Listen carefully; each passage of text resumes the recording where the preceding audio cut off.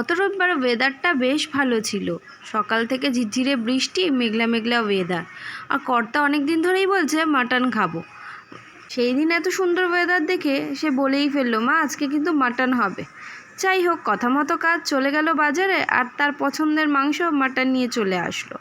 আজ আমি তোমাদের সঙ্গে কোনো রেসিপি শেয়ার করছি না। মটন রান্না কম বেশি সবাই জানে, তাই আলাদাভাবে আমাকে কোনো রেসিপির শেয়ার করতে হবে না। যেরকম নুন, হলুদ, লঙ্কার গুঁড়ো, জিরের গুঁড়ো, ধনের গুঁড়ো দিয়ে মাটন করে, সেরকম নর্মালি আমাদেরও রান্না হয়।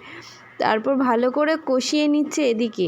কর্তা বলল আজকে মাটনের সাথে কিন্তু বেশি বেশি করে আলু দিতে হবে, কারণ ওর নাকি গরম গরম ভাতে পাতলা করে মটনের লাল লাল ঝোল, তার সাথে 2 পিস মাটন আর 2 পিস আলু দিলেই নাকি সেটা ওর কাছে স্বর্গ।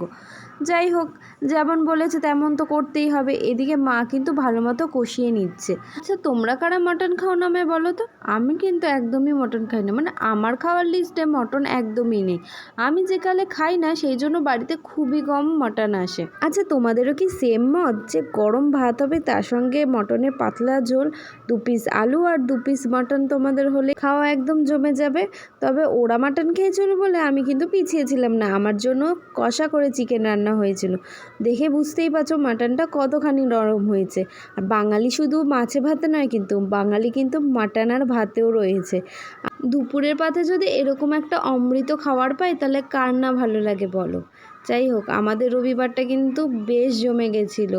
তোমাদের কেমন কেটেছিল আমাকে কমেন্ট করে জানাতে পারো।